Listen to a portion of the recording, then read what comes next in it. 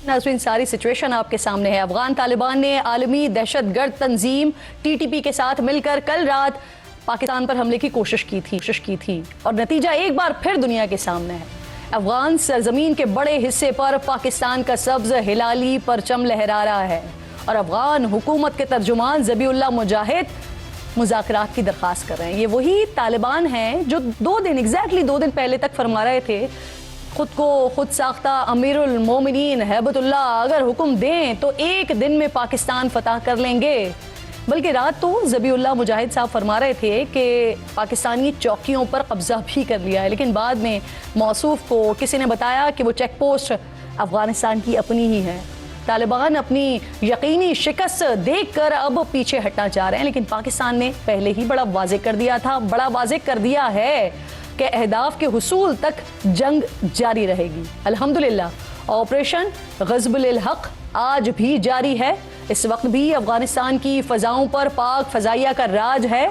कुछ देर पहले तालिबान की जारहियत के जवाब में पाक फ़ज़ाइया ने सूबे लग़मान में असलहा डिपो, APF बटालियन हेडक्वार्टर और नंगरहार ब्रिगेड मुकम्मल तौर पर तबाह कर दिए हैं। कल से अब तक की तमाम कार्रवाइयों के दौरान आम शहरियों का कोई जानी नुकसान अल्हम्दुलिल्लाह नहीं हुआ। DG ISPR ने बताया कि तालिबान रजीम की जानिब से पाक अफगान बॉर्डर पर 15 सेक्टर्स में 53 मकामात पर फायरिंग की गई है। सिक्योरिटी ज़राए के मुताबिक अफगान तालिबान के हिमायत याफ्ता फितनउल ख़वारिज ने एबटाबाद, स्वाबी और नौशहरा में छोटे ड्रोन्स के जरिए हमला करने की कोशिश की, जिन्हें हवा में ही तबाह कर दिया गया। शक नहीं है नाज़रीन कि तालिबान के साथ हिंदुस्तान और इसराइल मिलकर पाकिस्तान के खिलाफ सरगर्म हैं। आज भी सारा दिन इंडियन मीडिया, गोदी मीडिया तालिबान के हक़ में झूठी खबरें नशर करके प्रोपेगेंडा ही करता रहा। यहाँ पर स्काई न्यूज़ का तस्करा करना भी बनता है। उन्होंने भी तालिबान हिमायत में फेक न्यूज़ चलाई।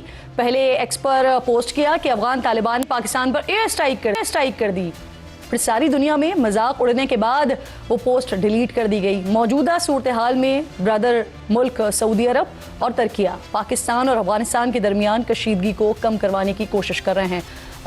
ईरान और रूस ने भी सालिसी की पेशकश की है। चीन ने भी फौरी जंगबंदी का मुतालबा किया है।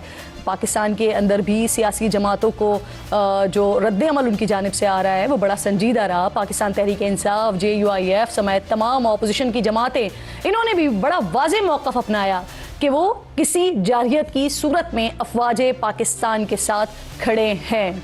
ये बड़ा अहम इस वक्त मौका है। इस पर बात करने के लिए प्रोग्राम में मेरे इंतहाई मोअज़्ज़ज़ मेहमान इख्तियार वली खान साहब जो कि कोऑर्डिनेटर टू प्राइम मिनिस्टर हैं ज्वाइन कर रहे हैं। इसके साथ साथ शफी जान साहब जो कि मुआविन खुसूसी बराए इत्तलात हैं खैबर पख्तूनख्वा से। आप दोनों मेहमानों की मैं बेहद शुक्रगुजार हूँ। जनरल जाहिद साहब भी मुझे, major general retired Zahid Mahmood साहब जो कि डिफेंस एनालिस्ट हैं, प्रोग्राम में मेरे साथ मौजूद हैं। तीनों मेहमानों की बेहद शुक्रगुजार हूँ। ज़रा पॉलिटिकल व्यूज़ क्या हैं इस पर वो लेकर फिर जनरल साहब आपकी तरफ आती हूँ और जो इस वक्त की मौजूदा सिचुएशन है उस पर आप बात कीजिएगा। इख्तियार साहब, DG ISPR ने भी प्रेस कॉन्फ्रेंस की कुछ देर पहले, तमाम तफसीलात जो कुछ रात से आ रही थी उसको कंपाइल करके उन्होंने हमारे सामने रख दिया। साथ ये भी कहा कि जो ऑपरेशन है ये अभी मुकम्मल नहीं हुआ है और जो अहदाफ हैं उसके हुसूल तक ये ऑपरेशन जारी रहेगा। क्या वो अहदाफ मिलिट्री हैं या फिर TTP को लगाम डालने की यकीन दहानी है? क्या अहदाफ हैं इख्तियार साहब? बिस्मिल्लाहिर्रहमानिर्रहीम। बहुत शुक्रिया किरण। देखिए, अहदाफ जो है ना, हदफ हमारा वाहिद हदफ है वो अमन है और अमन के कायम होने तक ये ऑपरेशन जो है जारी रहेगा। जिस तरह के DG ISPR ने अपने बयान और अपनी प्रेस कॉन्फ्रेंस में ये बात वादे कर दी है। हमारा कोई दो जो वहाँ पर हुकूमत है वो कोई नुमाइंदा हुकूमत नहीं है, अवामी हुकूमत नहीं है, लेकिन हमारा टारगेट सिर्फ अमन है। क्योंकि अफगानिस्तान से हमारे यहाँ जो हमले हो रहे हैं पाकिस्तान में, हमारा मस्जिद, मदरसा, मेंबर, मेहराब, हुजरा, बाजार, चौक चौराहा, स्कूल, कॉलेज, यूनिवर्सिटी, हमारी सिक्योरिटी फोर्सेस, खवातीन, बच्चे, बुजुर्ग, कोई भी महफूज नहीं। और 2007 से ये सिलसिला शुरू है। तो आज तो बिल्कुल वाज़े पता चल रहा है कि अफगानिस्तान की बंदूक से, जो तालिबान की बंदूक से गोली निकल रही है, गोली इंडिया की भेजी हुई है। बारूद जो वहां से निकल रहा है वो इजराइल का भेजा हुआ है। तो अफगानिस्तान जो है वो प्रॉक्सी बन चुका है। तो ऐसे हालात में we are very much clear कि हमारा हदफ जो है वो अमन है। अमन आपके लिए भी चाहते हैं, खुद के लिए भी चाहते हैं। बारहा आपके साथ मुज़ाकरात किए, हर फोरम पर किए, अमन को बड़े मौके दिए गए, लेकिन पता नहीं क्या ये साजिश, ये शरारतें, ये खत्म होने का जो दिन है, तो आज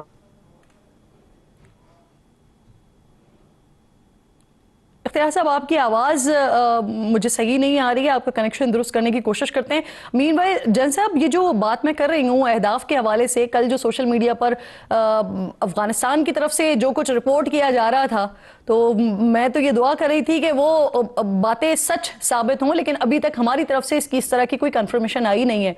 तो मुझे फरमाइएगा ज़रा कि कौन से अहदाफ हैं हमारे जिसके हुसूल तक ये जो सिलसिला है, जो कार्रवाइयाँ हैं, ये जो ऑपरेशन क्लीन अप है, ये जारी रहेगा? क्योंकि जिन दिनों मुज़ाकरात चल रहे थे उसमें भी पाकिस्तान की तरफ से तो सिर्फ एक 1 पॉइंट एजेंडा था, जो बात की जा रही थी कि आपकी ज़मीन हमारी ज़मीन के खिलाफ इस्तेमाल ना हो।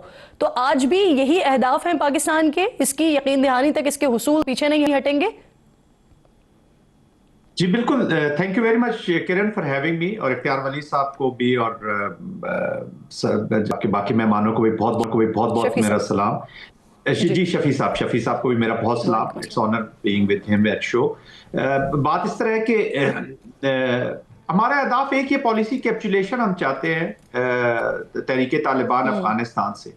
उनकी जो पॉलिसी है अगेंस्ट पाकिस्तान और सपोर्टिंग आर एनिमी, भारत को जिस तरीके से वो सपोर्ट कर रहे हैं, ये एग्जिस्टेंशियल थ्रेट है हमारे लिए। और वो मतलब है unprecedented support to Tehrike Taliban, और नॉट ओनली तहरीके तालिबान, वो बाकियों को भी अपनी छतरी के नीचे, वो जो आज DGISP उनके लिए बड़ी अच्छी टर्म यूज की है, मास्टर प्रॉक्सी। तो मास्टर प्रॉक्सी जो है ना जी, वो सारों को अपने साथ जोड़ के वो पाकिस्तान के खिलाफ, they want to have a friction with Pakistan, जो उनकी अपनी जरूरत है to run their politics, to keep themself in power, और फिर वॉर इकोनॉमी के साथ जुड़ा रहे और इलीगल स्पेक्ट्रम के पैसों के साथ जुड़ा रहे।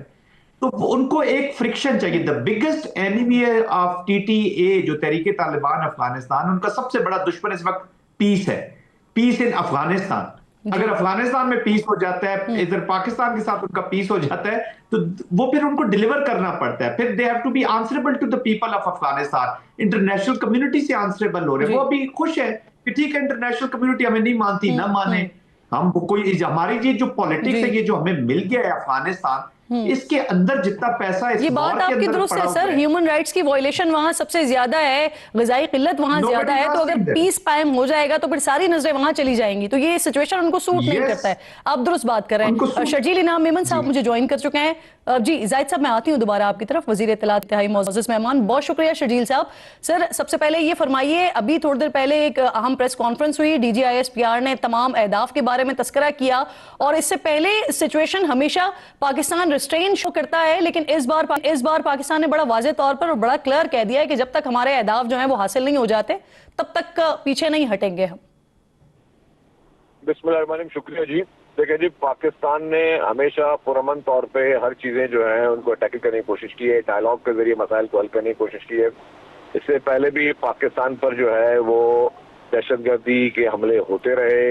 रिसेंटली इस्लामाबाद में जुम्मे के दिन जुम्मे की नमाज के दौरान खुदकश हमला हुआ। उससे पहले मुख्तलिफ जगहों पे हमारी फोर्सेस पे हमले होते हुए। तो पाकिस्तान ने हमेशा कोशिश की कि पहले डायलॉग के जरिए करें, लेकिन जब उन तमाम लोगों को जब केसेस को डिटेक्ट किए जाते हैं और सारे ताने बाने जो हैं वो अगर अफगानिस्तान से, अफगान तालिबान रजीम से मिलते हैं, तो आप अपने मुल्क के अवाम को इस तरह नहीं छोड़ सकते कि उनके रहमो करम पे। और इसीलिए ही पाकिस्तान ने जब देखा है कि जी अब अफगानिस्तान को समझाने के बावजूद जो है वो अफगानिस्तान की तालिबान हुकूमत किसी चीज को मानने के लिए तैयार नहीं है, तो उन्होंने उन दहशतगर्दों के ठिकानों को अटैक किया है जहां से दहशतगर्दी हो रही थी, और पूरी मैच्योरिटी के साथ कि कहीं सिविलियन को नुकसान ना हो, उसको बहुत ही मद्देनजर एक जिम्मेदारी का मुजाहरा जो है वो पाकिस्तान की फोर्सेस ने किया है। और मैं समझता हूँ कि इसके सिवा और कोई चारा नहीं था कि जब आपके ऊपर वो अटैक करें, आपके मुल्क के अंदर बैठ के अपनी प्रॉक्सीज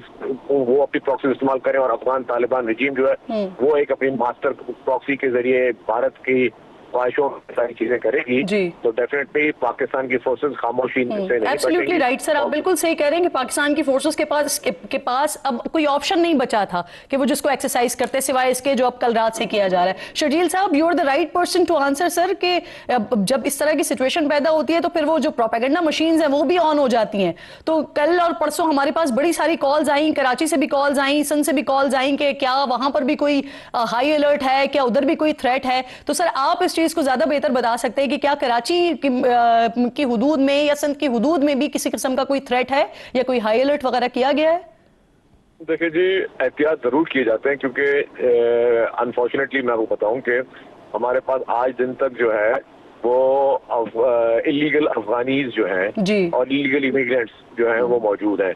और फेडरल गवर्नमेंट ने, सारी प्रोविंशियल गवर्नमेंट ने over the period of few years जो है वो एक पूरी कैंपेन चलाई हुई थी कि तमाम इलीगल इमिग्रेंट्स को यहाँ से निकाला जाए। और ये सिर्फ नहीं, दुनिया के हर मुल्क में, आप चाहे बरतानिया देख लें, अमेरिका देख लें, जितने तरक्की याफ्ता ममालिक हैं, वहाँ सब जगहों पे इलीगल इमिग्रेंट्स के खिलाफ वहाँ पे बॉर्डर सिक्योरिटी फोर्सेज और हमारी जो उनकी जो मुख्तलिफ एजेंसीज है वो कार्रवाइयाँ करती हैं।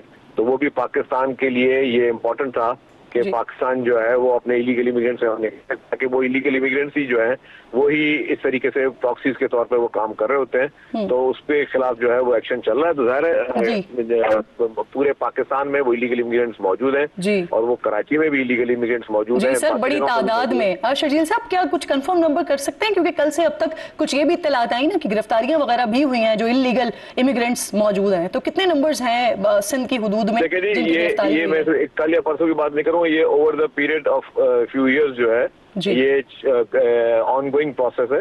उसमें इलीगल इमिग्रेंट्स को गिरफ्तार किया जाता है, तो अभी भी गिरफ्तार किया जा रहा है उनको। ये अब आज और कल में भी किए गए? जी हो रही है जी, कंटिन्यू है जी इलीगल इमिग्रेंट्स। बिल्कुल ठीक। और सर इस चीज पे आप कह रहे हैं कि ये एहतियात किया जा रहा है, लेकिन उस तरह का कोई हाई अलर्ट जिस तरह से लोग एक पैनिक में आ रहे हैं या परेशान हो रहे हैं, इस तरह की कोई सिचुएशन नहीं है? देखिए जी, मैं लोगों को ये मैसेज दूंगा कि हमारी जो है आर्म्ड फोर्सेस हैं, हमारी फौज, हमारी नेवी, हमारी एयरफोर्स, हमारी पुलिस, हमारे तमाम जो इदारे हैं वो मिलकर जो है वो इस ऑपरेशन को देख रहे हैं। और हमें हमारी जिम्मेदारी भी है और हमें ये हम अपना फर्ज समझते हैं कि हम अपने तमाम मासूम शहरियों की जान और माल की हिफाजत यकीनी बनाएं। तमाम प्रिकॉशनरी मेजर्स जो हैं वो लिए जा रहे हैं। बिल्कुल ठीक। बहुत बहुत शुक्रिया आपका शर्जील साहब, प्रोग्राम में आप साथ मौजूद थे।